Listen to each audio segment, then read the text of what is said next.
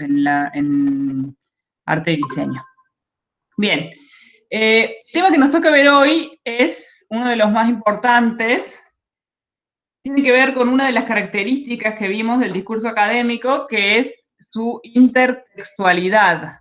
¿Qué quiere decir? El hecho de que consta en poner permanentemente en relación textos. El que yo estoy escribiendo y el que he leído para escribir junto con otros, ¿no? Los que he leído para escribir. Ese era el concepto de intertextualidad. Ahora bien, dentro de lo que es la escritura académica, este concepto, que ahora lo vamos a ver mejor, el concepto de intertextualidad, involucra dos elementos que son más técnicos, que lo vamos a ver también en la clase de hoy, que son los que yo he puesto de subtítulo ahí en el PowerPoint, la citación y la referencia. También vamos a definir bien esos términos más adelante, pero la citación tiene que ver estrictamente con la técnica que usamos para incluir palabras de otros textos adentro de nuestro texto, y la referencia tiene que ver con la técnica que usamos para dejar en claro a mi lector de dónde he sacado esas palabras. Esto lo vamos a ir aclarando en la clase de hoy. Lo primero que hacemos es definir la palabrita intertextualidad. Yo ya les dije que es una de las propiedades constitutivas de los textos académicos, muy importante, porque todos los textos, en realidad yo tiendo a decir que todos los textos son intertextuales, pero sobre todo en la academia, ¿sí? Siempre escribimos en base a lecturas. Esto lo vimos cuando vimos lecturas, ¿sí? Siempre la lectura y la escritura en la academia están intrínsecamente vinculadas. Ahí les pongo yo que se refiere a la adecuada utilización en un texto del conocimiento previo que se tenga de otros textos, lo cual tiene una relación directa sobre cómo las comunidades científicas construyen su propio discurso. ¿Por qué? Porque les había contado que cuando nos empezamos a producir en la universidad, empezábamos a formar parte de la gran red productora de conocimiento, y el conocimiento en la academia se construye de manera dialogada. Yo sí o sí necesito leer otros textos para poder decir cosas a partir de lo que ya se viene diciendo. Entonces, ahí es donde radica la importancia de la intertextualidad. Es la actividad que consiste en construir nuestro texto a partir de otros. Nunca escribimos de cero, nunca escribimos sin haber sacado la información de ningún lado. Y ahí yo les pongo que la referencia a la bibliografía previa es fundamental para la demostración que el artículo, el ensayo, el trabajo de grado, etcétera, está en relación con el conocimiento contextual, y que el trabajo que se presenta constituye un aporte al conocimiento. Es decir, es importante citar. No es que mientras menos citamos van a creer que sabemos más. En realidad, mientras más citamos, siempre en un equilibrio, lo que estamos haciendo es demostrar que hemos leído lo que se viene diciendo en el campo de conocimiento sobre lo que nosotros estudiamos y que tenemos algo para aportar. Entonces, dotamos de credibilidad y de cierto sustento teórico en nuestro texto. Entonces, la intertextualidad es básica. Ahora bien, acá hay un tema importante y que lo voy a mencionar ahora, y está bueno dejarlo sentado, y es que escribir en base a otros textos no quiere decir apropiarme de la palabra de otros, ¿no? Apropiarme de la palabra de otros constituye un delito que se llama plagio y que nos puede traer serias consecuencias en la universidad. Siempre suelo decir, cuando mi materia es un taller de escritura, que no ocurrió este año, que hay muy pocas formas de no alcanzar la regularidad en mi materia, o sea, de quedarse libre, más allá de no cursarla, una es no cursarla claramente, pero la otra forma de quedarse libre en la materia, casi segura, es plagiar, sin presentar el trabajo final plagiado, copiado íntegramente de internet. ¿Por qué? Porque hay que aprender desde el principio que eso está mal, es un delito, y en la universidad, en una instancia más de trabajo final o de últimas presentaciones, nos puede costar el legajo. Entonces, es muy importante entender que la intertextualidad es una propiedad de los textos académicos y es una responsabilidad del autor dar cuenta de las palabras que tomamos de otros autores. Bien. Hay además algunas cosas importantes a tener en cuenta cuando introducimos palabras de otros en nuestro texto. La primera que anoté yo acá dice: las citas deben cumplir una función subordinada al texto, para contrastar, ofrecer información, un dato, etc. Es decir, no pueden ser la voz cantante o comandante del texto, ¿no? La voz principal tiene que ser la nuestra. Con la cita, ¿qué podemos hacer? Definir, yo ahí les puse algunos ejemplos, confirmar algo que venimos diciendo, tomar posición respecto de algo, poner a dialogar un autor con otro para nosotros proponer alguna otra postura, o otra que se llama cita de apoyo o expansión, que consiste en poner entre paréntesis, para saber más de esto, lea tal y tal y tal, como para decir a mi lector, ahora no tengo tiempo de poner citas, pero yo estoy leyendo estos autores, así que si querés saber más, anda a leerlos. Vamos a ver ejemplos de todos esos más adelante. No es una lista cerrada de funciones de la cita, pero sí lo importante es que la cita tiene que estar justificada. No la pongo solamente porque me gusta cómo están dichas las cosas, sino que tiene que venir a cumplir una función adentro de mi texto y no puede ser la de ser la voz principal del texto. Bien, otra cosa a tener en cuenta es que la cita es una labor de incrustación en el texto, que adquiere relieve y sentido en la medida que realiza una función coherente y cohesiva, que no puede ser reemplazada fácilmente, y por eso el contenido de la cita es tan importante como la fuente misma. Esto se relaciona con lo anterior. ¿Qué quiere decir una labor de incrustación? Yo tengo que lograr integrar la cita en mi texto de una manera que no quede colgada, que no genere obstáculos en la lectura. Vamos a ver también ejemplos de eso más adelante. Y tiene que cumplir una función coherente y cohesiva. ¿Qué quiere decir esto? Que tiene que venir a cumplir, como decían, voy a cerrar la puerta porque hay ruido de fondo. Tiene que cumplir una función en el texto que tenga que ver con el texto, o sea, que le aporte algo al texto. Que si yo saco la cita, el texto se desarme, como cualquier otra parte de mi texto, como hablábamos de cohesión y coherencia antes, ¿sí? La cita tiene que pasar lo mismo. Si yo la saco y el texto sigue funcionando igual, probablemente la cita está de más, por mucho que me guste. Acá les pongo que una forma de darle cohesión a la cita consiste en hacer una breve presentación del autor, del contexto en el que se produjo el texto, después poner la cita y después poner un comentario, crítica a la cita. ¿Sí? Es importante no dejarla sola a la cita, ¿sí? Comentarla, presentar, como dijo tal, que estudia en tal cosa o que es especialista en tal otra, comillas, la cita y al final, esto, en efecto, esto nos parece que tiene sentido porque comentamos lo que dice el autor y lo presentamos un poco. Hacemos que el lector no se olvide de que la voz principal del texto es siempre la nuestra. Otro elemento importante de tener en cuenta tiene que ver con que independientemente del sistema bibliográfico utilizado, o sea, del sistema de citación, que en el caso de ustedes es las normas APA, después las vamos a ver, independientemente del sistema, no importa cuál sea, todas las citas deben estar documentadas de forma clara y precisa para que el lector tenga acceso a las fuentes y pueda ampliar o contrastar la información. Esto quiere decir que toda palabra que he sacado de otro texto tiene que estar debidamente indicada o tiene que tener la debida indicación acerca de dónde saqué esa información para que el lector pueda encontrarla si quiere. Eso es independiente del sistema de citación, no importa cuál tengamos que usar o cuál sepamos o no usar. Nosotros vamos a aprender normas APA, pero es independiente. La otra cosa importante a tener en cuenta es que, y esto lo hemos venido diciendo también, es importante distinguir nuestra propia voz de la voz del autor que estamos citando. Para esto, una buena estrategia es el uso de verbos o expresiones para introducir las citas que dejan ver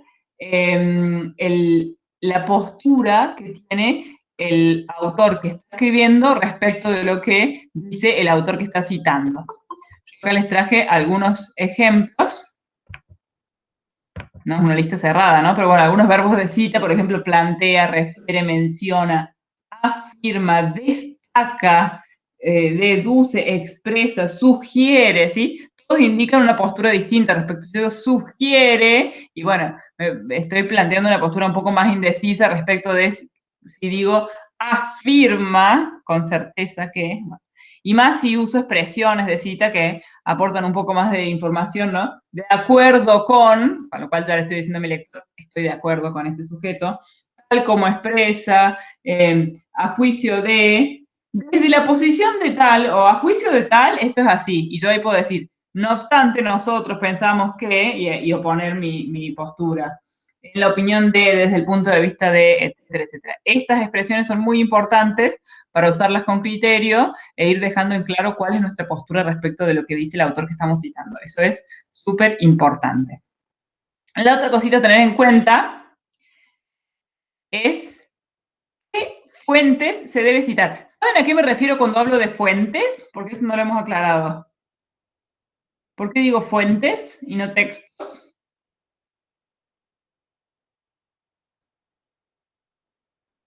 ¿Alguien? ¿Podría referirse a algún link o una bibliografía quizás? Porque fuentes es como si fuera un hiperónimo, vamos a usar esa palabra, que quiere decir, por ejemplo, mueble es el hiperónimo de mesa, silla, banco, cama, bueno. Fuente es el hiperónimo. ¿Por qué? Porque dentro del hiperónimo tenemos libro, puede ser un artículo, puede ser una tesis, puede ser un video de YouTube, puede ser una película, puede ser una canción, puede ser una ley, puede ser un diseño curricular, puede ser un folleto. Todo eso puedo estar citando cualquier tipo, cualquier formato de lo que sea, es fuente. No, la fuente, sí, o sea, la fuente es el objeto del que sacamos la cita, cualquiera sea, ya sea un libro, un artículo, ¿sí? El lugar de donde sacamos la cita, ¿sí? El objeto de donde sacamos la cita. Entonces, fuente es un poco más amplio que texto, o que libro, o que artículo, porque no leemos solo libros y artículos, puede ser que estemos citando un video de YouTube, una película, lo que sea. Entonces, por eso digo fuente. ¿Qué fuentes debemos citar? Hay que seleccionar las fuentes con criterios que sean defendibles en la comunidad en la que nos movemos. Fundamentalmente son tres los criterios, pero son muy dependientes de los contextos en los que circulamos. En primera instancia, las fuentes deben ser actualizadas. ¿Qué quiere decir esto? La actualización de la fuente depende muchísimo de la disciplina en la que me desempeño. Por ejemplo, si yo trabajo con temas que tienen que ver con la salud, una fuente tiene que ser de ayer para ser actualizada, porque si es de anteayer probablemente ya está fuera de época. Ahora bien, yo que trabajo con filología clásica, ya te contesto, Martina. Yo que trabajo con filología clásica, por ejemplo, si cito una fuente de los años 50, estoy perfectamente a salvo. Entonces, la actualización, la actualidad de la fuente depende del tema que esté trabajando, ¿no? Y qué consideran mis colegas que es una fuente actualizada o una fuente ya fuera de época. Martina pregunta, ¿cuál es la diferencia entre fuente y bibliografía? La bibliografía es el cúmulo de todas las fuentes que cité en mi texto. Vamos a ver la bibliografía un poquito más adelante, pero yo en mi texto hago citas de autores, después recopilo al final en un apartado que se llama bibliografía. Esa bibliografía recopila todas las fuentes de los autores que he citado en mi texto. Bien, Martina, eso, la fuente sería lo que se agrega a continuación, no. A continuación de la cita lo que se agrega simplemente es la cita, también se llama, lo que se agrega a continuación de la cita, ahora vamos a ver qué es, se llama cita, es parte de la cita, y las fuentes son las que conforman la bibliografía. Estoy citando un sitio web, debo poner cuándo lo visité al momento de usarlo, por si luego hubo una actualización. Nicolás, ya vamos a ver eso, no sé si lo vamos a alcanzar a ver hoy, pero en el caso de un sitio web va a depender de si, de lo que sea que esté citando del sitio web. Si está citando un texto o una entrada como de blog o una noticia del sitio web que por ahí tiene fecha, tienes que citar con esa fecha y no hace falta poner fecha de recuperación. La fecha de recuperación solamente se va a poner en caso de que no tenga fecha de lo que estamos citando y entonces ahí sí le contamos a nuestro lector cuando lo recuperamos. Pero ya no es importante ponerlo siempre porque Internet se ha vuelto muy ducho en la conservación de formatos caché de viejas páginas, así que en general se encuentra. Ya vamos a llegar a ese detalle. Perfecto. La cita tiene que ser actualizada. Se entiende que la actualidad de la cita depende del tema que estamos tratando, ¿no? Por ejemplo, mis alumnos de la FEF, de la Facultad de Educación Física, que trabajan por ahí con temas vinculados a la salud, como el ejercicio en niños para prevención de diabetes, bueno, sus fuentes actualizadas tienen que ser muy actualizadas, muy recientes. Pero los de la FAD, que trabajan, por ejemplo, con las artes textiles de los habitantes originarios de la provincia de Córdoba, ahí pueden usar una fuente un poco más antigua y no va a pasar nada, ¿sí? Bien. En la actualidad la fuente depende del tema en el que estemos trabajando. Vamos a ver la pregunta de Eugenia. un índice hay que colocar los subtítulos. Si el índice lleva todos los títulos. Si el texto lleva índice, ojo que no todos los formatos de texto llevan índice. Eso es una cosa que suele olvidarse. Si no todos los textos llevan índice, los artículos, las ponencias no llevan índice. Pero sí, si se hace un índice, se hace con todos los títulos y no se llaman subtítulos, sino que se llaman títulos de apartado. ¿Sí? Subtítulo es lo que viene después del título. Por ejemplo, la educación en Córdoba, un estudio de caso. Un estudio de caso sería el subtítulo, que también igual iría en el índice. Bien, sistema de citación. Los criterios para selección de las fuentes tienen que ser actualizadas. Tienen que ser reconocidas por la comunidad disciplinaria en la que me desenvuelvo. ¿Qué quiere decir esto? Tengo que citar autores que más o menos se conocen, se citan, son importantes, mis lectores los van a conocer. Esto quiere decir que si yo encuentro un autor que me parece que está muy bueno en lo que propone, y nadie lo ha citado, ¿no lo puedo citar? No, eso no quiere decir eso. Pero si encuentro un autor que me parece súper interesante lo que propone y quiero incluirlo en mi texto, lo que tengo que hacer es ayudarme con las herramientas de las que dispongo, que es el uso de la lengua, para justificar su incorporación, la incorporación de una cita tal. Entonces digo, en nuestro trabajo de lectura hemos dado con este autor que tiene una idea interesante que nos parece importante compartir con ustedes, si bien no ha tenido la fortuna de ser citado, nos parece muy interesante recuperar sus palabras cuando dice y les ponemos, ¿sí? Siempre podemos hacer uso de la lengua para justificar, pero en general hay fuentes que estaría bueno no obviar. Si hablamos de tal cosa, sí o sí cita la tal; si hablamos de tal otra, sí o sí cita tal otro, y así sucesivamente. O sea, hay fuentes que son reconocidas, que por ahí está bueno. Y eso se aprende leyendo los textos de las otras materias. Claramente yo no sé cuáles son las fuentes reconocidas y actualizadas en su disciplina, lo saben ustedes a partir de las lecturas que tienen en las otras materias, etc. Y finalmente les pongo ahí que es preferible citar fuentes primarias. Esto quiere decir, yo estoy leyendo un texto. Adentro de ese texto encuentro una cita de otro texto, de un tercer texto. ¿No? Yo estoy escribiendo el mío. Para escribir el mío leo un segundo texto. Cita a un tercer texto. Esa cita me gusta. Yo podría directamente tomarla de ahí y citarla en mi texto. En realidad es preferible en la academia buscar la fuente primaria, de dónde está sacando este texto 2, ese texto 3, buscar el texto 3, leerlo y citarlo de fuente primaria. Hay razones que justifican la inclusión de una fuente secundaria, es decir, de una cita dentro de cita, que son, por ejemplo, que el texto original esté en otro idioma, que el texto original sea muy antiguo y ya no se consiga, y en el caso del estudiante universitario que está cursando su carrera de grado, y bueno, porque está practicando y no se puede poner a buscar toda la bibliografía, es totalmente justificado. Pero después cuando uno va avanzando en la carrera académica, tiene que ocuparse de localizar principalmente las fuentes primarias, es decir, el texto directo donde sacó la cita, y no aquel en el que está citado, ¿sí? No cita dentro de cita. Insisto en que al principio citamos dentro de cita porque es lo que tenemos a disposición. Vamos a ver ejemplitos un poquito más adelante.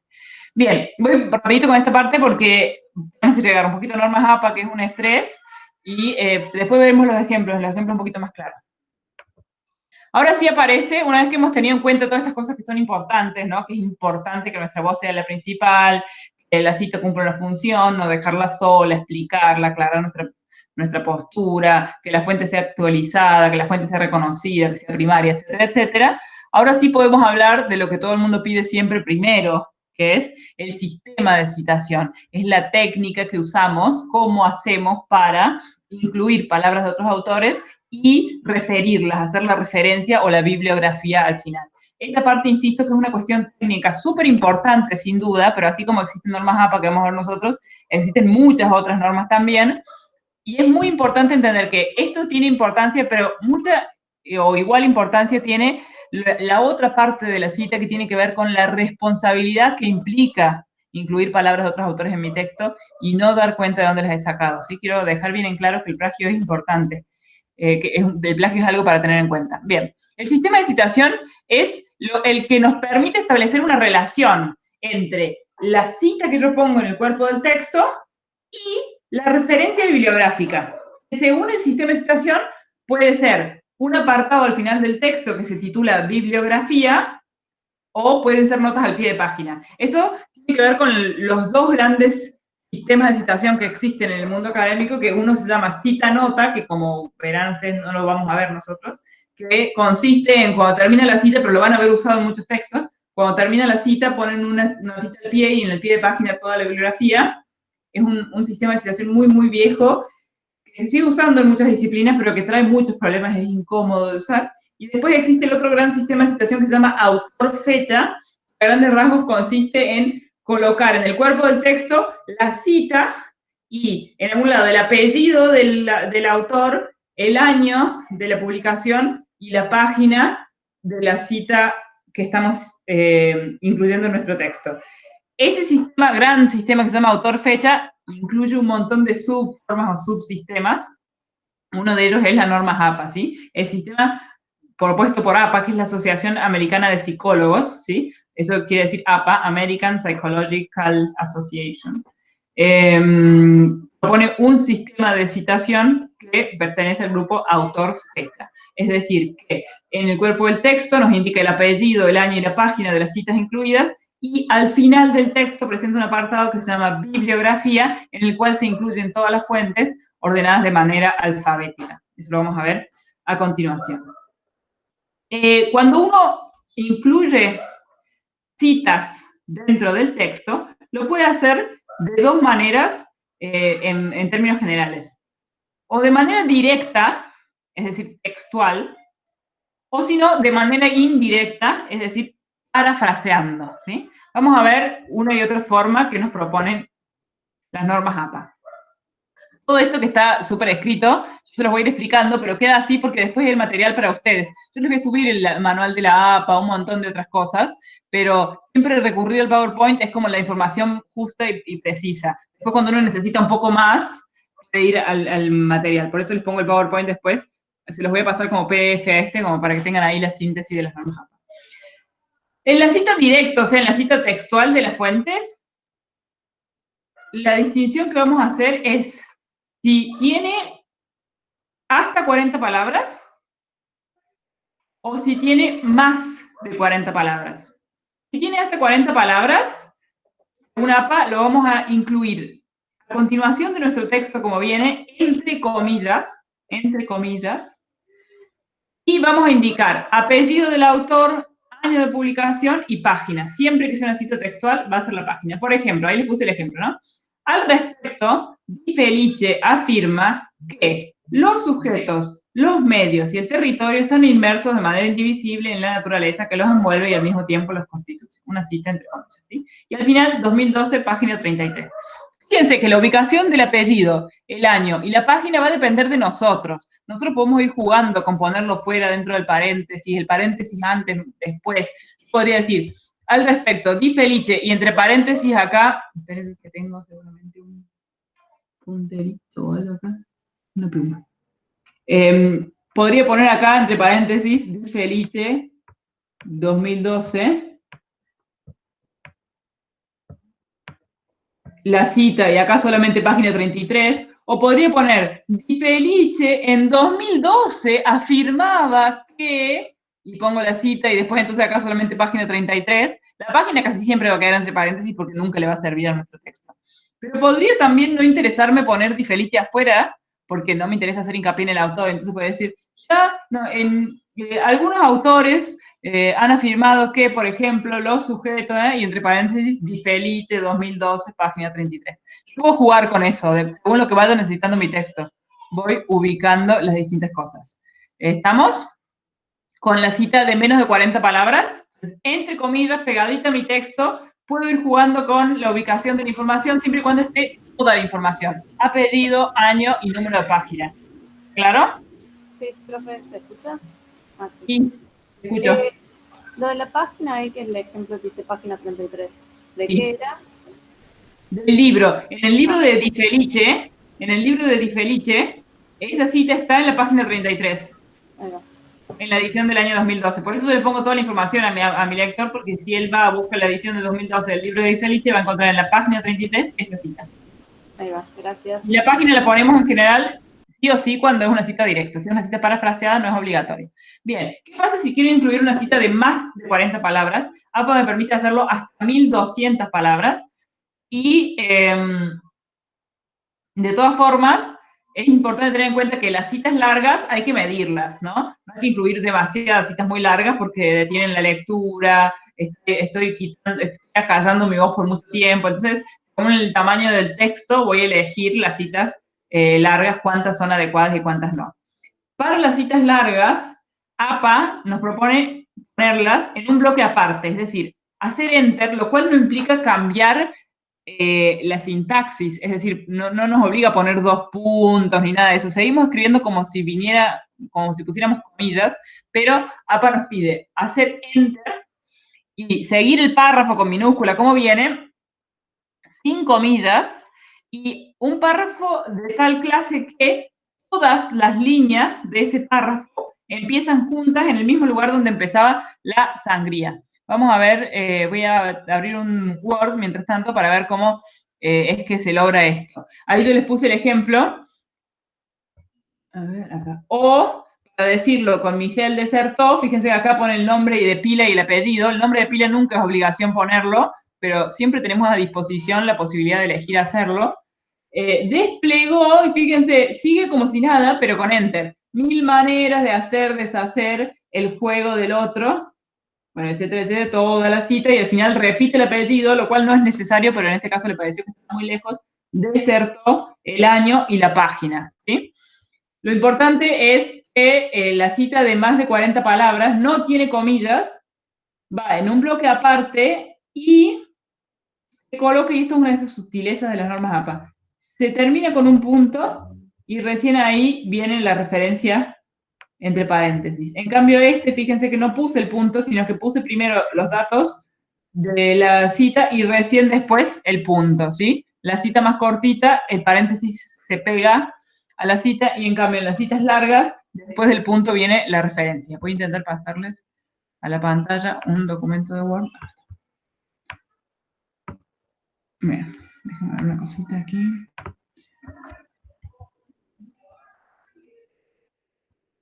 Ay. ¿Decide conservar sus anotaciones?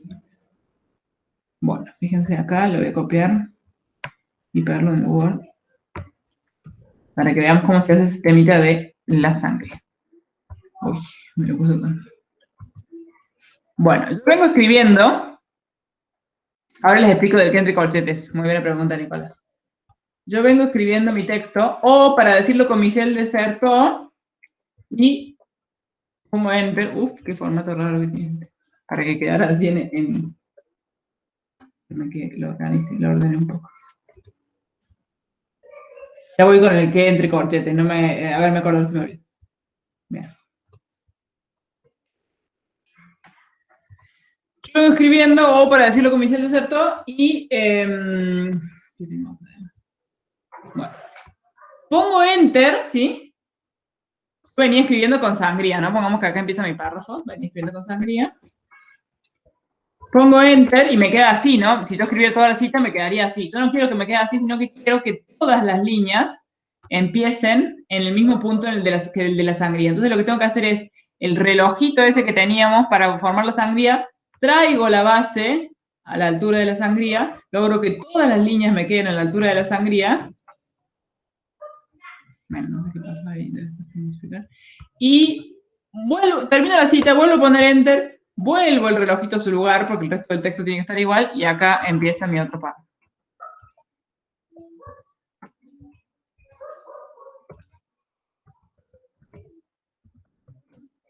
Ahí estoy corriendo, empieza mi otro párrafo.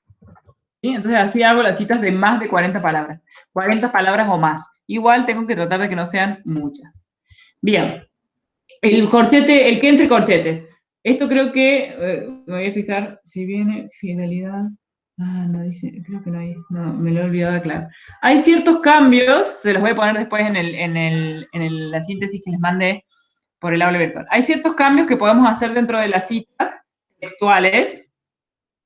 Tiene que ver con esto, vamos a ponerlo desde acá.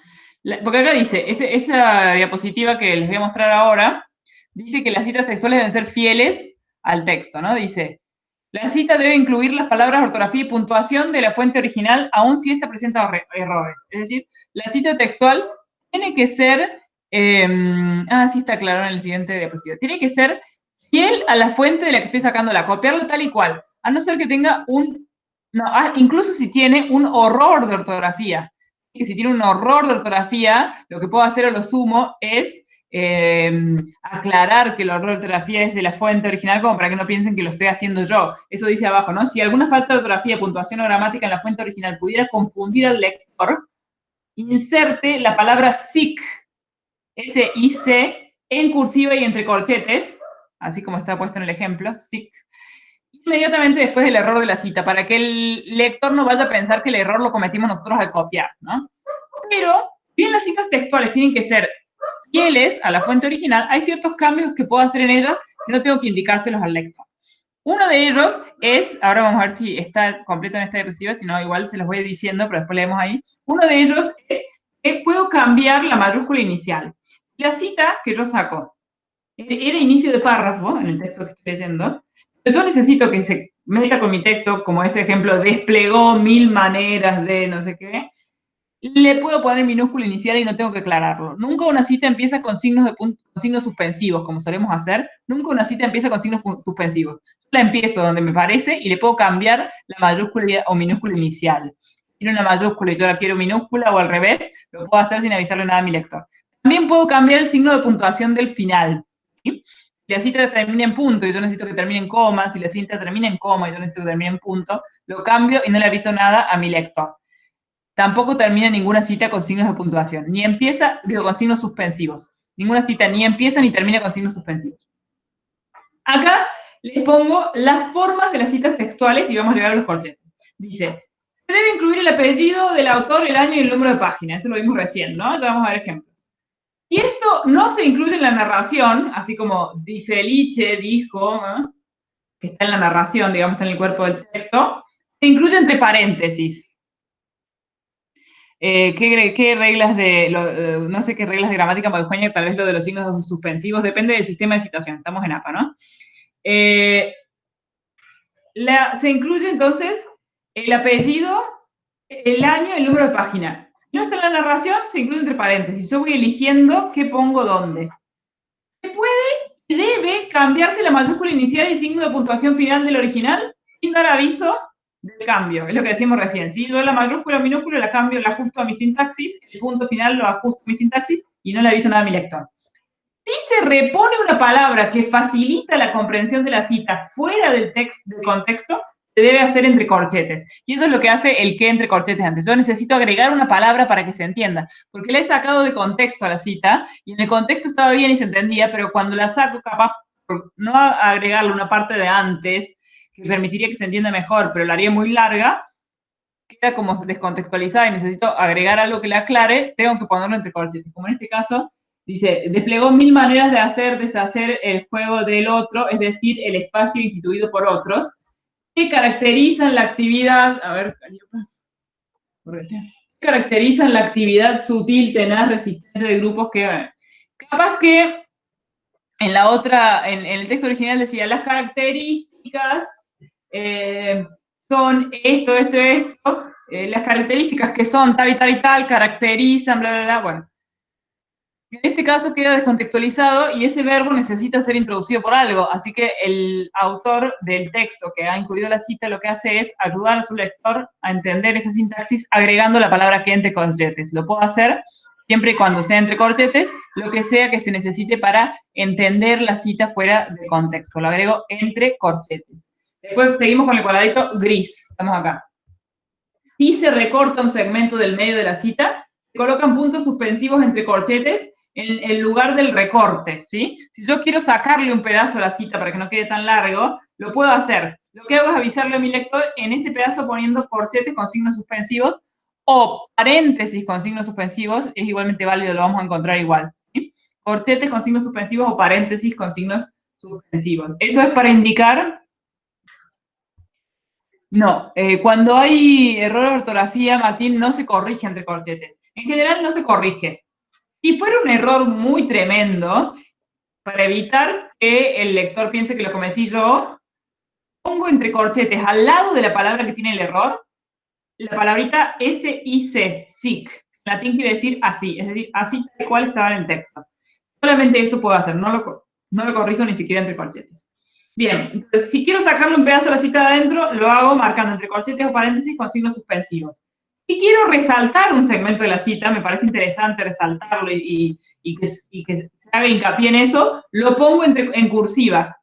¿Sí? Lo puedo poner en cursiva para que quede resaltado. Ahora bien, este cambio lo tengo que avisar porque podría haber estado en el texto original. Entonces, entre corchetes, antes de cerrar la comilla, pongo cursivas nuestras, cursivas añadidas, itálicas añadidas, realce propio, lo que sea. Cualquier forma de indicarle al lector que las cursivas las puse yo.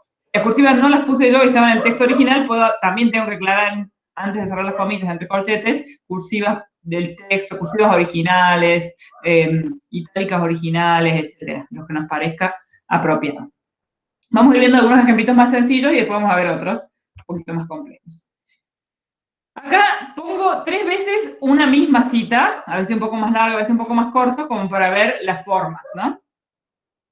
Son todas citas de la página 276 de un texto de Miele, ¿no? Entonces, la primera dice, ella afirmó que, abro comillas, el efecto placebo, fíjense que el efecto placebo está en comillas simples, esto quiere decir que en el texto original estaba en comillas dobles, entre comillas, pero como yo uso las comillas para la cita, las que adentro del texto eran comillas dobles pasan a ser comillas simples, ¿sí? El efecto placebo, corchetes o signos suspensivos, es decir, saqué una parte, desapareció cuando las conductas se estudiaron de esta manera. Pongo todos los datos ahí, Miele 1923, página 276, porque tal vez ya venía hablando, este es un ejemplo en el que probablemente ya el texto venía hablando de Miele antes, ¿sí? Entonces, no, acá dice ella, el lector sabe que ella se refiere a Miele, pero por las dudas, al finalizar la cita pone Miele 1993, página 216. Pero no aclaró cuáles conductas se sometieron a estudio, ¿sí? Entonces, pone la cita, pone el verbo de cita, pone una aclaración de la cita, ¿sí? Fíjense otra forma de citar el mismo texto. Empezar con el autor. Miele, 1993, encontró que, y ahí pongo la cita, el efecto placebo, y acá no la corto, sino que agrego todo lo que decía, el cual se había verificado en estudios previos, desapareció cuando las conductas, y yo agrego entre corchetes, ¿cuáles eran esas conductas? Solo del primer grupo, estudiaron de esta manera. Y pongo al final la página, porque yo había puesto el apellido y el año. Entonces, entre corchetes yo puedo agregar lo que yo interpreto que son las conductas. ¿Sí? Si mi lector ha leído a Miele y le parece que yo interpreto mal, bueno, puede después discutirme, pero yo estoy acá ayudando a mi lector interpretando cuál, en lugar de decirle que no aclaró cuáles son las conductas que sometieron a estudio, como hice en la primera, en la segunda lo que hago es interpretar cuáles son las conductas, las pongo entre corchetes y con eso le aclaro a mi lector. Mi lector sabe que esos corchetes están puestos por mí. Una tercera forma sería una cita más larga, de más de 40 palabras, quedaría así. Según se concluyó, el efecto placebo, y fíjense que como esta no tiene comillas, efecto placebo ya queda entre dos comillas dobles, ¿no? El efecto placebo, el cual se había verificado en estudios previos, desapareció cuando las conductas se estudiaron de esta manera. Más aún, las conductas no se presentaron más. Y ahí pongo, las cursivas se agregaron. ¿Qué quiere decir? Que las puso el autor del texto. Esperen que acepto Florencia. Las conductas no se presentaron más. Las cursivas se agregaron, las puse yo. Estoy resaltando esa frase. Aun cuando se administraron fármacos mareantes. Y pongo entre corchetes sí, porque la palabra mareante no existe. ¿Sí? Pero bueno, el texto lo dice así, no lo inventé yo ni lo escribí mal. Los primeros estudios, sigue la cita, ¿no? Ejemplo, Abdullah, resultaron claramente prematuros en atribuir los resultados al efecto placebo. Miele, 1993, página 276. 3 formas distintas de trabajar con la cita directa, con un mismo texto, les he puesto ahí como para que les quede de ejemplo. ¿Vamos bien hasta ahí? Les traje un ejemplo más de la cita directa, creo. Es simplemente para mostrar lo bien incrustada que está. Vieron que decíamos que la cita tenía que ser una labor de incrustación. Bueno, acá tenemos un buen ejemplo de una cita textual bien incrustada. Dice, también en ese texto, Foucault conceptualiza las heterotopías que siempre tienen un sistema de apertura y de cierre que las aísla respecto del espacio circundante, bla, bla, bla. Fíjense que el que pertenece al texto original y se engancha perfectamente con siempre tienen un sistema de apertura, bla. Eso es un buen ejemplo de incrustación de una cita, bien metida en la sintaxis de nuestro texto, ¿no? Foucault, el apellido queda en la narración y entonces al final de la cita simplemente agrego año y página. Como es una cita larga, esto ocurre a veces el texto se extiende entre una página y la otra. Ahí hay un error, de hecho, entonces, recién me doy cuenta y se los voy a corregir. Debería decir PP. Y APA permite dos formas, o bien P punto la página y P punto para páginas, o si no,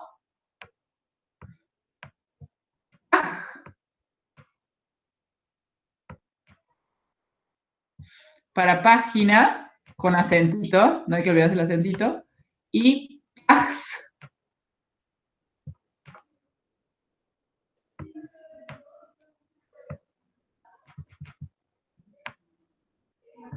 para páginas. Puedo usar cualquiera de los dos, pero tengo que usar un mismo par en todo el texto. O bien este, o bien este. Cualquiera de los dos, pero siempre el mismo, ¿sí? Bien. Estamos ahí entonces con esta cita, y que fíjense que era más larga aún, y los autores le han sacado un pedazo indicándolo con este corchete. Bien. Y vamos a ver el et al, Melina. Hoy vamos a ver el et al. Bien. La cita parafraseada es la otra forma de incluir las palabras de otro autor. Si no quiero ponerlas textuales, por cualquier razón que sea, puedo expresarlas con mis palabras. Puedo explicarlas, desarrollarlas, ponerlas casi textuales, pero más o menos organizadas en mi texto, entonces ya no quedan textuales, así que lo pongo sin comillas, no hay ningún problema, puedo usar la cita parafraseada. Y en la cita parafraseada es obligatorio poner el apellido del autor y el año de la publicación. No es obligatorio poner la página. Si yo quiero, le pongo la página. Pero apellido y año obligatorio. Ahí les puse un ejemplo. En un reciente trabajo, Massimo Di Felice, el mismo de antes, no, Massimo Di Felice, rastrea el vínculo de los sujetos con su territorio en diferentes condiciones de producción y reflexiona acerca del habitar en tanto práctica comunicativa. Fíjense que ese párrafo lo que hace básicamente es resumir todo el texto Massimo Di Felice 2012, ¿sí? En las palabras de las autoras. Entonces, el lector puede decir que le interesa ir, buscar Massimo Di Felice y leerlo e interiorizarse en el modo en que lo hace. Pero las autoras parafrasean las ideas principales. Ahí están hablando del et al en los comentarios. Muy pronto los vamos a ver, pero en efecto se usa cuando son más de un autor, cuando una fuente tiene más de un autor. Bien, esto es la forma de parafrasear una cita, ¿sí? De presentarla en nuestras palabras. De todas formas, estoy siendo fiel en el sentido de que estoy diciendo que son de otro autor las ideas, pero las estoy haciendo en mis palabras, así que no hay que tener miedo de hacerlo.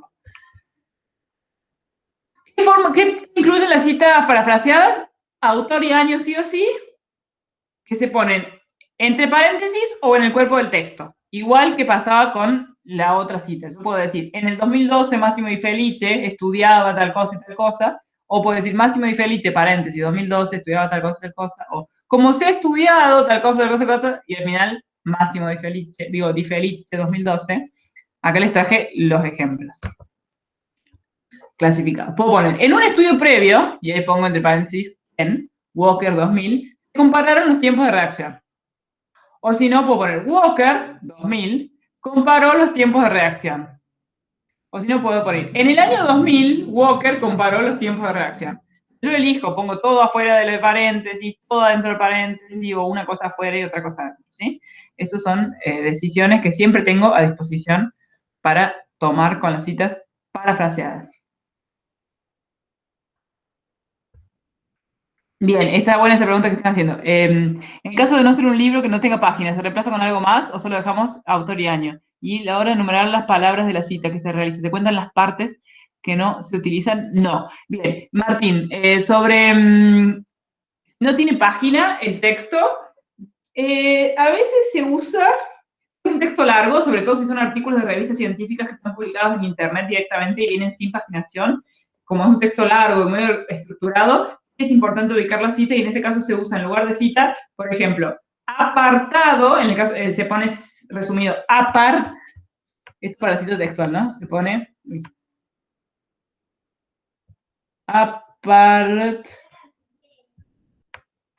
de apartado, y ahí pongo una parte del título del apartado, no importa cuál parte, 2 o 3 palabras, punto suspensivo, porque el lector lo va a encontrar rápidamente, es difícil que 2 títulos se llamen igual con las 3 primeras palabras, ¿no? Entonces, una, es muy lento escribir acá, ¿no? Pero una parte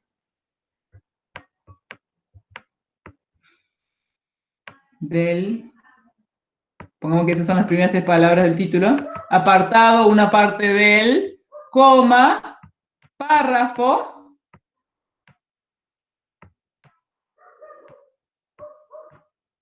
párrafo 5.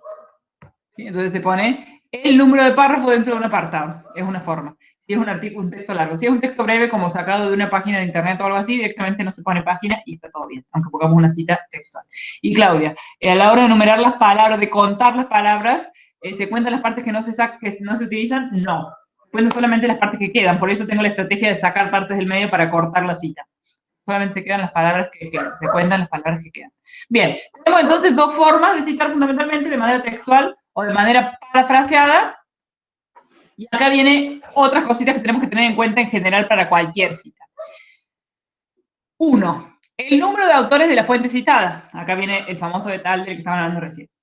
No puedo citar una fuente que tenga cualquier cantidad de autores, porque hay de muchísimos autores o de un solo autor. Si la fuente tiene 1 o 2 autores, obviamente un autor ya está, se cita siempre a veces. Si tiene 2 autores, siempre que incluyo la cita, tengo que poner los dos apellidos, ¿no? Pérez y González, 2013, afirman que bla, bla, bla, bla, bla, bla.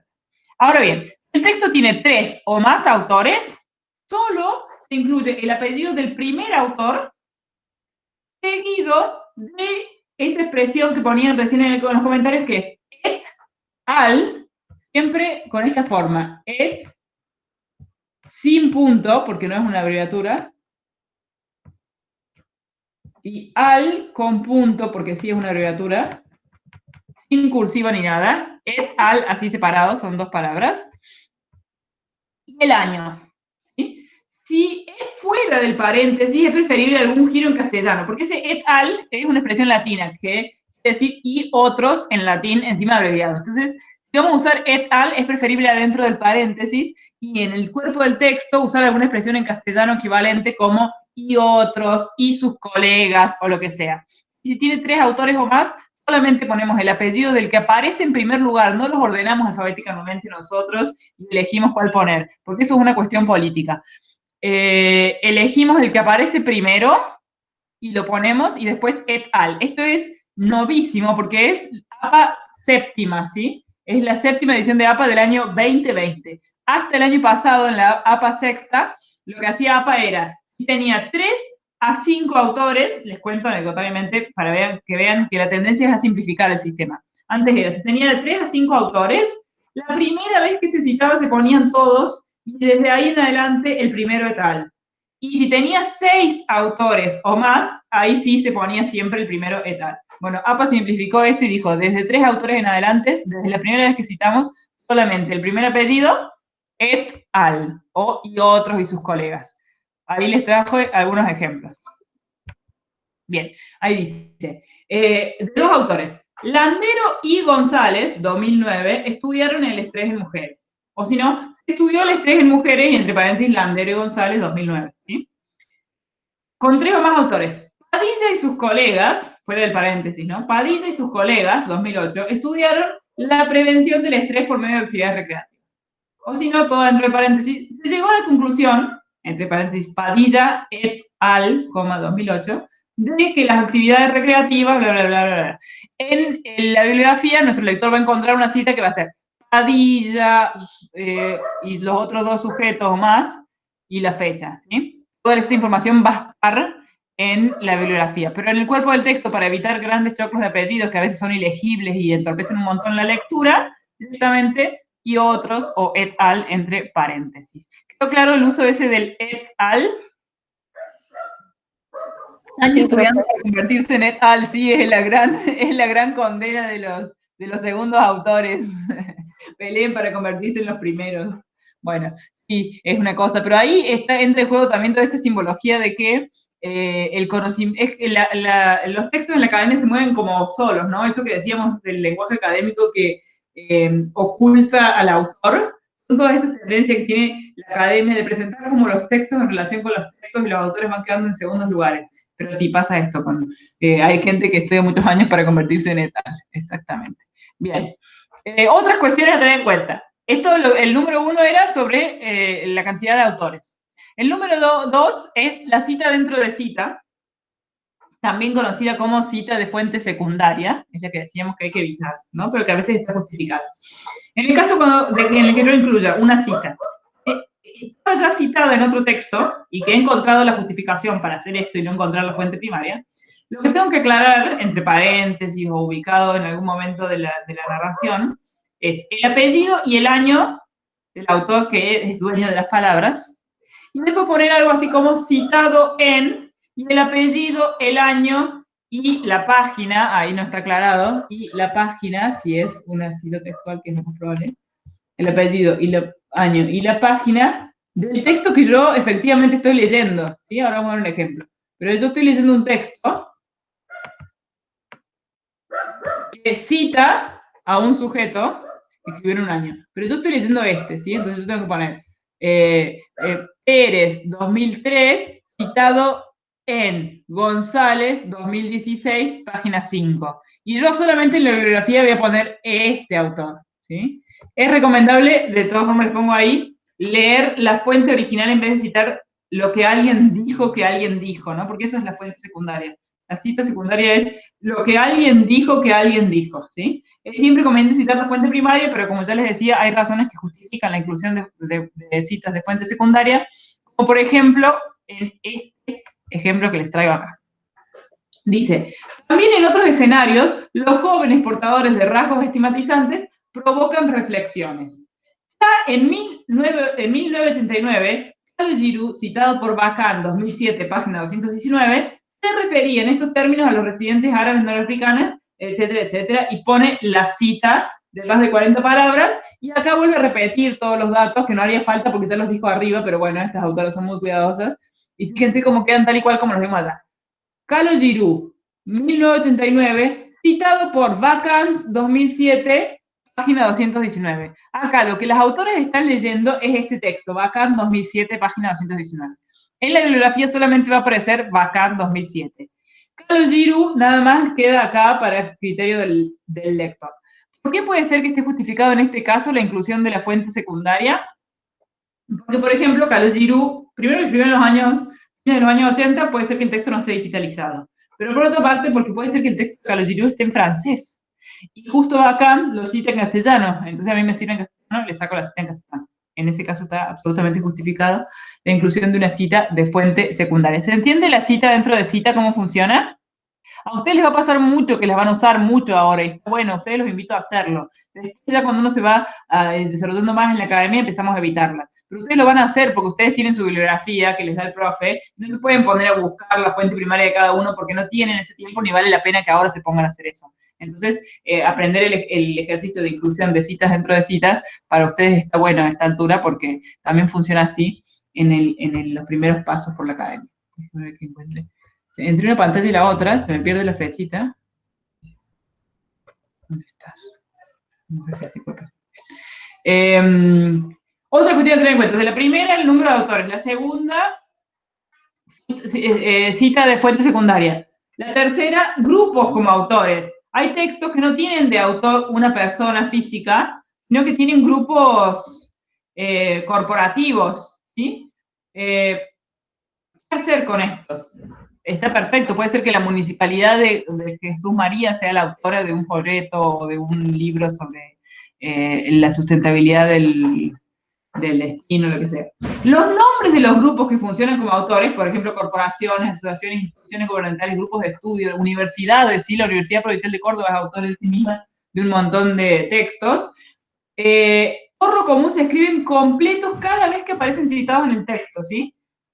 Completos cada vez que aparecen citados en el texto. Los nombres de algunos autores corporativos, como asociaciones e instituciones gubernamentales, suelen escribirse completos en la primera cita y de ahí en adelante se abrevian con su sigla. Por ejemplo, yo diría la Universidad Provincial de Córdoba 2007 y de ahí en adelante UPC.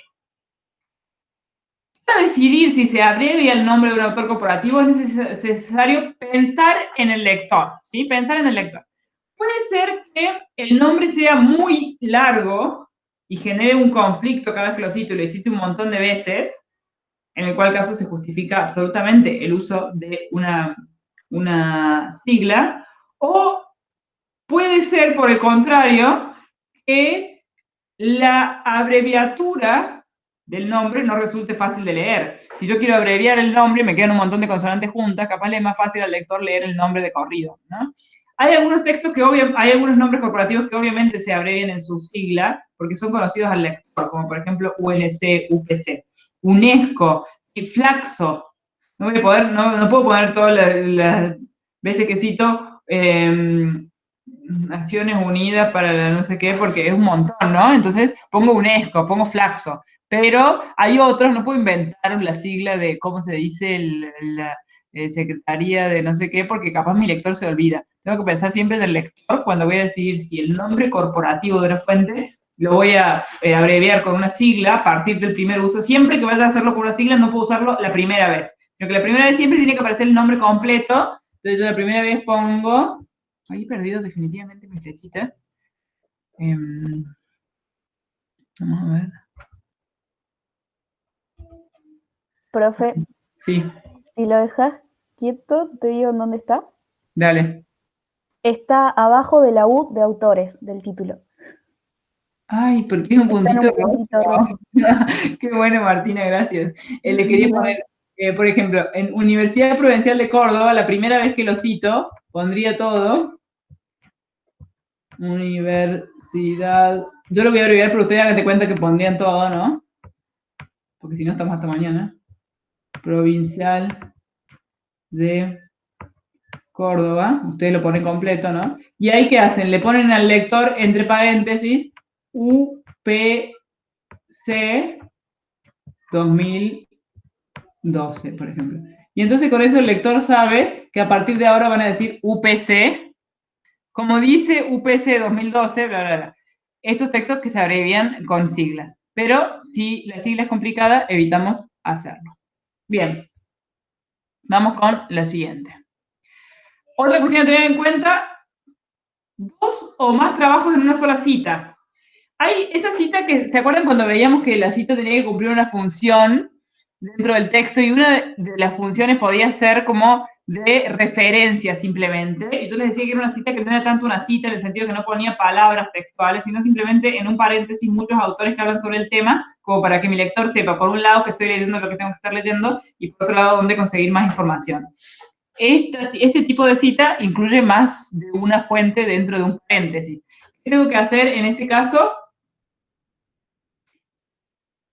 Primero les pongo la opción en el caso de 2 trabajos realizados por los mismos autores, ¿sí? Cito 2 trabajos de los mismos o del mismo autor, se ordenan según el año de publicación en un mismo paréntesis, ¿no? Entonces fíjense acá, vamos a poner un punterito que se ve mejor. Fíjense acá, se encuentran disponibles los materiales de capacitación. Y entonces le digo a mi lector a qué se refiere esta cita. Department of Veterans Affairs, no voy a abreviar esa cita porque nadie sabe qué es, 2001, 2003, ¿sí? Varios trabajos de un mismo autor, de unos mismos autores, los ordeno entonces por fecha de publicación y con comas, los separo entre sí por comas, ¿sí? Una investigación previa, Google, 1990, 2006. En prensa, ¿saben qué quiere decir en prensa? No. Quiere decir que todavía no ha sido publicado, que está por publicarse, así que está siendo aceptado en una revista o algo así. Como es lo más nuevo, lo pongo ahí. Fíjense que pongo el apellido del autor o el nombre corporativo del autor y después los años sin repetir los autores. Con eso mi lector automáticamente entiende que es el mismo autor y tiene un libro publicado en 1990, un artículo tal vez en el 2006, un artículo en prensa. Listo, yo sé que está esa bibliografía, si quiero más datos voy a la bibliografía y los busco. En la bibliografía voy a tener todos por separado. Google 1990, Google 2006, Google en prensa. No, en adelante no hace falta, pero sí se puede poner, Nicolás. Ahí Nicolás pregunta si en el ejemplo que vimos de la Universidad Provincial de Córdoba, UPC 2012, y se puede poner en adelante UPC, y se puede poner, no hace falta, y después los números de palabras se vuelven moneda de cambio en la academia, entonces uno trata de agregar todo lo más que pueda, pero sí, no está mal poner en adelante UPC. Así con cualquier cosa que, por ejemplo, hablamos todo el tiempo de la educación física, pienso, ahora se me ocurren todos ejemplos de la FEF, y muy común que los chicos pongan en adelante EF. Entonces creamos una sigla y de ahí en adelante se usa esa sigla y lo ponemos así. Muy bien. Bueno, si son varias obras de un mismo autor, pongo solamente el autor y después seguidas por orden cronológico las obras separaditas por coma. Ahora bien, ¿qué pasa si son obras a cargo del mismo autor, pero que se fueron publicadas el mismo año? Porque a veces pasa que un autor publica un capítulo en un libro, un artículo y una reseña en el mismo año. Y como varios textos publicados en el mismo año, entonces en ese caso lo que tengo que hacer es ordenarlos por orden alfabético de título, o sea, por la primera palabra del título, con qué letra empieza el título, en mi bibliografía los ordeno primero, y al primero le asigno la letra A, y al segundo la letra B, por orden alfabético de la primera palabra del título, y después en ese orden los pongo en el texto, ¿no? Derry, Berry y Read, 2005A, 2005B, y otro que es posterior en prensa, ¿sí? Y después incluyo, además de 2 o 3 obras de un mismo autor, que son todas estas, una obra de otro autor, ahí sí separo con punto y coma, y anoto los datos de la otra obra, del otro autor. Rothbard 2003A y 2003B, porque publicó 2 textos en el 2003. Por orden alfabético del título, a uno le puse A y a otro le puse B, ¿sí? Entonces, cuando en un mismo paréntesis separo trabajos de distintos autores, los pongo con punto y coma. Cuando separo trabajos de un mismo autor, los separo con comas, ¿sí? Y estos son como textos, citas muy generales, ¿no? Diversos estudios han afirmado que, yo pongo, eso es lo que me interesa decir a mí, y le pongo a mi lector cuáles son esos diversos estudios, porque me interesa que vea que no estoy hablando de la nada, simplemente, pero no te van a citarlos. Entonces le pongo entre paréntesis todos los apellidos. Bien. Eso es lo que les acabo de decir, está en este punto, ¿sí? Cuando cito dos, pero lo que no les aclaré es que cuando voy a poner más de una fuente en un paréntesis de distintos autores, además de que los separo por punto y coma, tengo que ordenarlos alfabéticamente entre sí dentro del paréntesis. Entonces, este que empieza con M va primero que este que empieza con S, ¿sí? Entonces, este va primero. Fíjense que acá uso el ampersand. No conviene, Eugenia, ponerlo en pie de página. La cita nota era molesta porque generaba todo un sistema de opsits, ibid, ibidem, sin una bibliografía al final que era muy incómodo porque el lector tenía que acordarse en dónde estaba citado en la nota al pie y buscarlo. Este es muy claro, uno si quiere se saltea los paréntesis, pero si no quiere saltearse los paréntesis, tiene la información justa y necesaria que va a encontrar en la bibliografía, el apellido y el año. Entonces, los separo con punto y coma, los ordeno alfabéticamente, ¿sí? Este que empieza con S va después de este que empieza con M. Acá está usado este simbolito, que se llama ampersand, por si no lo conocen, ampersand, que reemplaza el I. Siempre se usa entre paréntesis, pero ya no se usa más. Antes era obligatorio entre paréntesis, ahora ya podemos elegir o no usarlo, en el cual caso yo siempre recomiendo para no confundirse usar I. ¿Sí? Eso es la nueva, también una novedad de APA. Pero a fin anecdotario, sepan que ese simbolito se llama ampersand y significa I.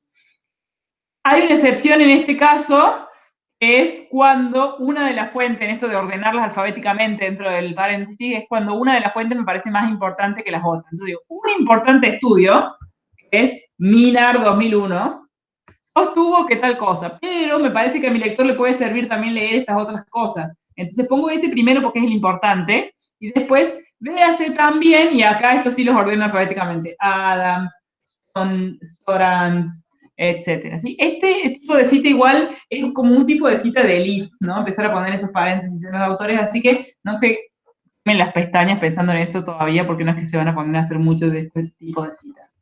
Bien, voy a volver el puntero porque después pierdo mi flechita. Bien, ahora sí, una vez que hemos escrito nuestro texto lleno, no una vez, que en realidad el consejo es vayan registrando los datos bibliográficos de los textos que citan desde el principio.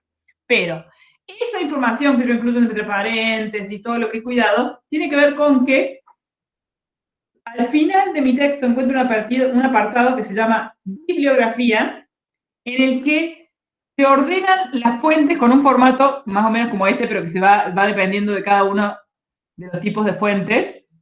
Básicamente lo que incluye la bibliografía es el apellido del autor, la inicial del nombre del autor, después viene el año, por eso se llama autor fecha, de publicación, después viene el título de la publicación y después los datos de la fuente. Algunos otros datos de la fuente que ya vamos a ver cuál según el tipo de fuente que sea. Las fuentes dentro de la bibliografía están ordenadas alfabéticamente por apellido de los autores y se presentan con sangría francesa.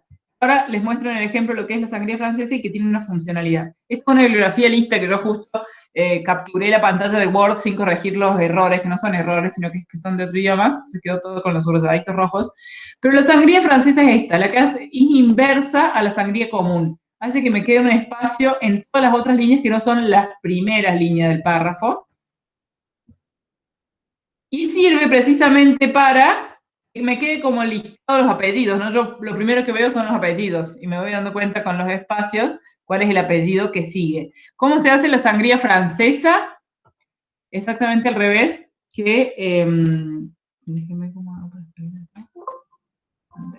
¿Cómo se hace la sangría francesa? Exactamente al revés que la sangría común. Vamos a darte cuenta que esto es un texto común. Está todo raro este texto que lo copié de allá. Bueno, este párrafo no tiene ninguna sangría. La sangría común en primera línea era correr la parte de arriba del relojito hasta el 1.25. Bueno, la sangría francesa es al revés. Volver la parte de arriba al 1.25 y correr la parte... correr solo la parte de abajo hasta el 1.25. Esta es mi sangría francesa. Así se hace la bibliografía según las normas APA. Y queda más o menos así. Ordenada alfabéticamente, ahora vamos a ver los elementos que tiene, ¿no? Pero ordenada alfabéticamente, tenemos la A, la B, después, bueno, la F, la H, la K, la P y la W, ¿sí? Y fíjense que siempre tengo apellido, inicial o iniciales, año, este puntito que siempre nos olvidamos, el título y otros datos de la publicación. Vamos a ver que justo esa bibliografía del ejemplo está según APA sexta, pero ahora vamos a ir viendo. Les traje algunos ejemplos concretos de referencia. Después, lo que les va a quedar a ustedes es, porque el trabajo que vamos a hacer, que es el último, va a ser analizar la bibliografía del texto con el que hayamos hecho la última actividad, o algunos de los que yo les mandé después para saldar que el primero era muy difícil. Pero ustedes van a estar usando las normas APA para citar sus tareas también. Entonces, en eso va a ser muy importante que aquellas fuentes que quieran citar y no sepan cómo hacerlo, me pregunten. Para lo cual vamos a abrir un foro específico de normas APA para ir aprendiendo a citar páginas web, videos de YouTube, porque cada caso es particular, ¿no? Es muy difícil. Yo les voy a subir un montón de material igual, pero es muy difícil sistematizarlo todo. Y hay cosas que uno aprende a hacer con el tiempo de usar APA, cómo citar tal cosa, porque por ahí no está exactamente el ejemplo, pero uno ya les agarró la mano a APA. Entonces yo por ahí hago eso. Si a mí me dan la fuente, es muy fácil que, ahí vemos lo de Adams, es muy fácil para mí armar la cita y a partir de lo que yo hago, ustedes también aprenden. Adams tiene dos textos distintos, uno del año 2003 y otro del año 82, citados por orden cronológico del más nuevo al más viejo.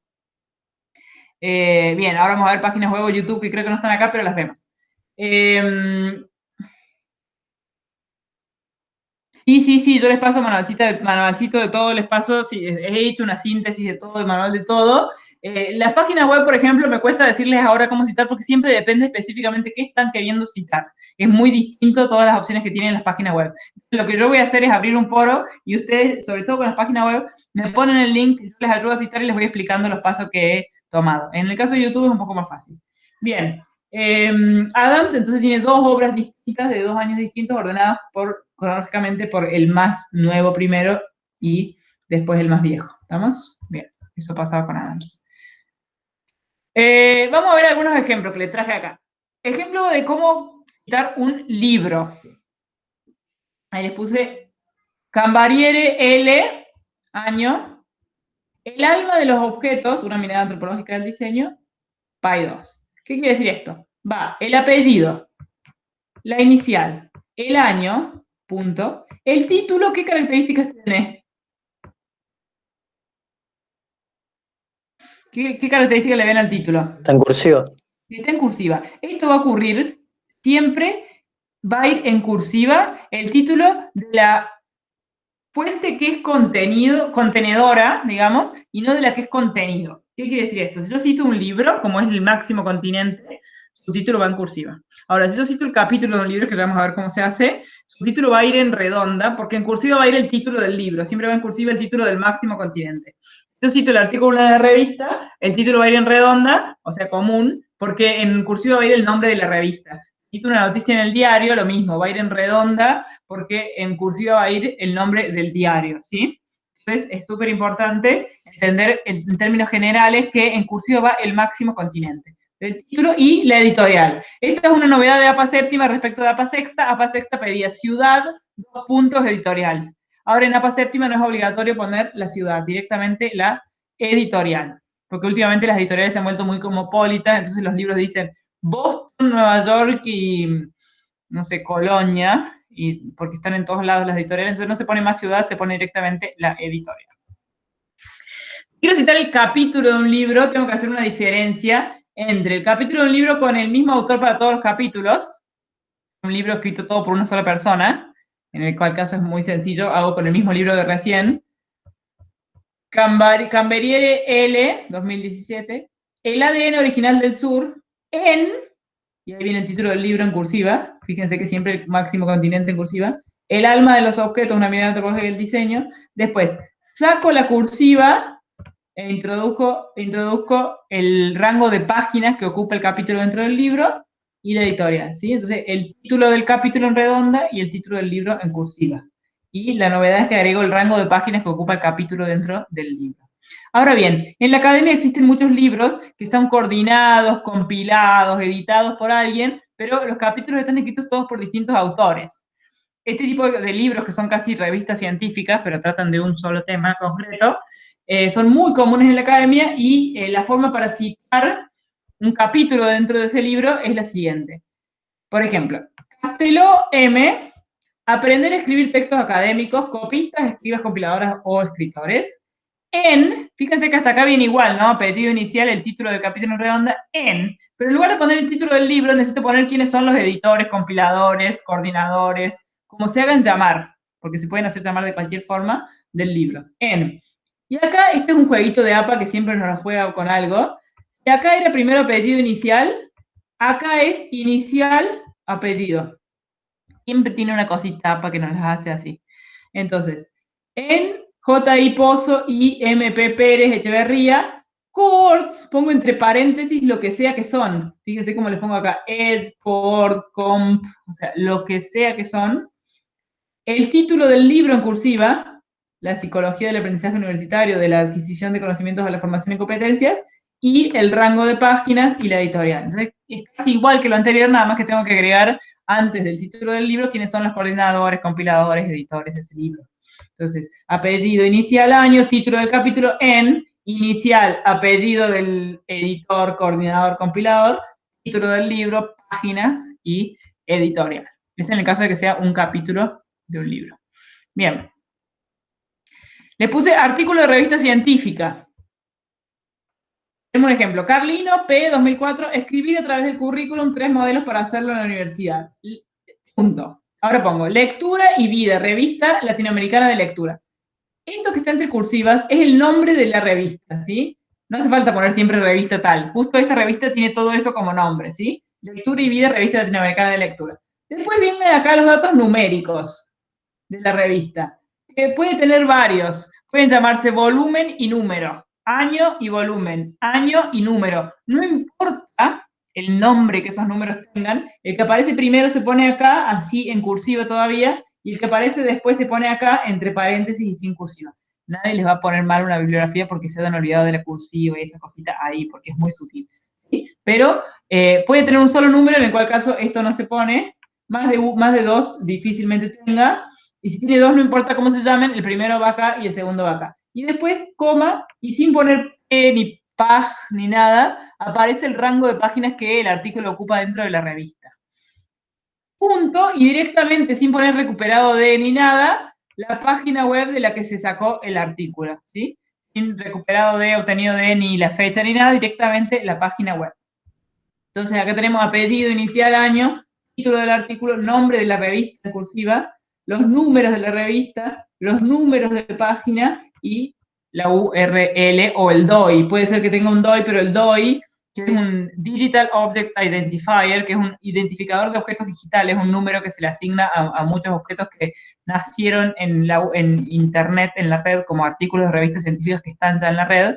Pero el DOI ya tiene forma de URL también, así que también va a empezar así, http y van a ver que tiene unos números, pero esto ni se van a dar cuenta ustedes de que están poniendo un DOI y no es tan relevante ahora. Entonces, con la URL de la que lo tuvieron, basta y sobra. Yo traje por ahí, acá trabajo finales y tesis, que por ahí tampoco está en el ejemplo, pero uno aprende con esto a jugar con APA, no está en el manual. Cáceres M, el avance de la información en los manuales de GB3, entre paréntesis, ¿qué tipo de trabajo es? Trabajo final de licenciatura, por ejemplo.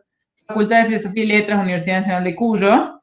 Tengo que poner el título en redonda, porque es un máximo continente, poner, el título en cursiva, porque es un máximo continente, en redonda, entre paréntesis, qué tipo de trabajo es, y después, datos de facultad y universidad en la que se presentó.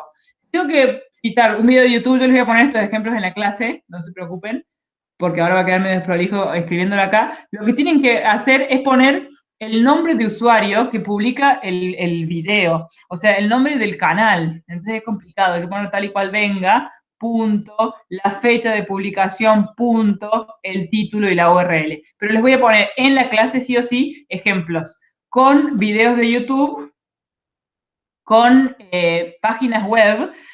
Voy a usar varios ejemplos. Ustedes accediendo al link se van a poder dar cuenta qué tipo de cosas estoy citando, ¿sí? Voy a usar varios ejemplos de páginas web, video de YouTube, noticias de diarios, sobre todo de Internet, y lo que a ustedes se les vaya ocurriendo en estos días que les parece importante que cite como ejemplo. De todas formas, voy a abrir un foro para que pregunten cualquier tipo de fuente que tengan que citar y no esté entre los ejemplos y no sepan cómo hacerlo. ¿Claro?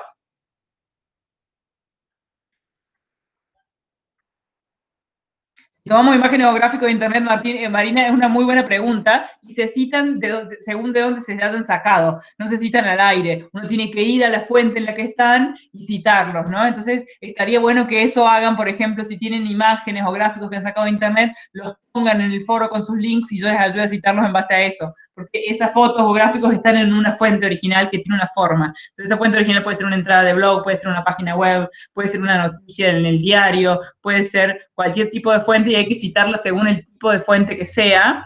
Y uno cuando la pone en el cuerpo del texto, puntito, va a poner figura 1, 2 puntos, un titulito, así se hace, ¿no? Figura 1, 2 puntos, demografía de Jesús María, punto. Y después va a poner fuente, 2 puntos, y pongan Municipalidad de Jesús María, año 2003. Y ustedes en la bibliografía, ¿qué hacen? Citan un artículo de la página de la Municipalidad de Jesús María con fecha 2003 en el que estaba ese gráfico, ¿no? Entonces, el gráfico o las imágenes depende de dónde están, no solamente el buscador de imágenes de Google, sino yendo más allá a la fuente en la que se encuentran. Entonces, los invito a presentarme los casos particulares para que les vayamos dando forma. Les voy a subir todo el material que necesiten, pero no se me estresen, lleva tiempo aprender a usar APA. ¿Sí? Lleva tiempo y sus profesores no saben tanto como ustedes piensan. Así que ténganse paciencia con las normas APA. Y pregunten mucho porque uno aprende con el tiempo. Yo he aprendido a manipular las normas APA, pero no se aprende con un par de clases, ni mucho menos con una sola. El último trabajito va a tener que ver con analizar un poco el uso de la intertextualidad en algunos de los artículos que hayan elegido para trabajar la actividad pasada. Y eso es lo último que van a tener que hacer conmigo, pero sí me interesa que APA practiquen mucho y me pregunten mucho para otras materias. Entonces, vamos a habilitar un foro para que estén trabajando con las normas APA y estén viendo todos los problemas que tengan con las normas APA. A mí me complica mucho ponerlos en el brete. Van a ver que van a tener que pasar la bibliografía del texto a APA, algunos de los textos que yo seleccione y demás, pero no quiero ponerlos en el brete de que la regularidad en la materia dependa de las normas APA, porque lleva tiempo practicarlas. Pero sí me interesa que aprovechen de mi presencia para sacarse las dudas, ¿sí? Y después siempre lo hacen, me siguen escribiendo siempre los exalumnos, profe, ¿cómo se citaba tal cosa, tal otra? Y descárguense, los invito a descargarse todo el material del aula virtual, porque después desaparecen y me escriben mails, profe, yo sé que nos había dado tal cosa y no me acuerdo, bueno. Después se los mando igual, con mucho gusto. Pero está bueno ir descargándose el material del aula virtual. Bien, los he atosigado con esta clase de intertextualidad y normas APA, así que por mí los dejo acá. Me pueden preguntar las dudas que tengan, pero les voy a subir mucho material al aula para que vean con tranquilidad. La invitación es a que no se estresen con las normas APA. Está ahí para que ustedes tengan este material a futuro y estoy a disposición para sacar las dudas e ir conformando las citas de los materiales que están usando en este momento para otras materias. ¿Está claro?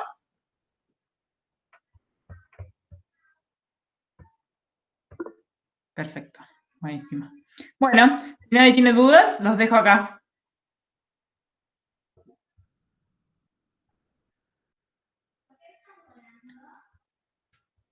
Buenísimo, chao, chao. Voy a estar molestándolos entonces mañana con el material. Chau, profe. Chao, chao. Última consulta, profe. Dale, Martín, tranquilo. Entonces, el trabajo número 5, la actividad 5, es en el transcurso hasta el 25 como fecha límite, o el 25 inclusive.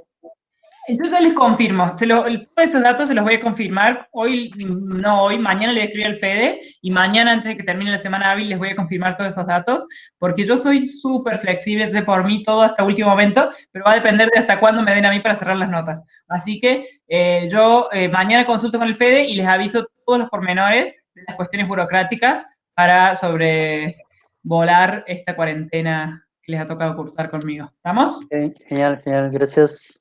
Está buenísimo. Ahora Nos vemos. Me pareció buena la pregunta, por eso no la había cortado. Bien, ahora tengo la grabación.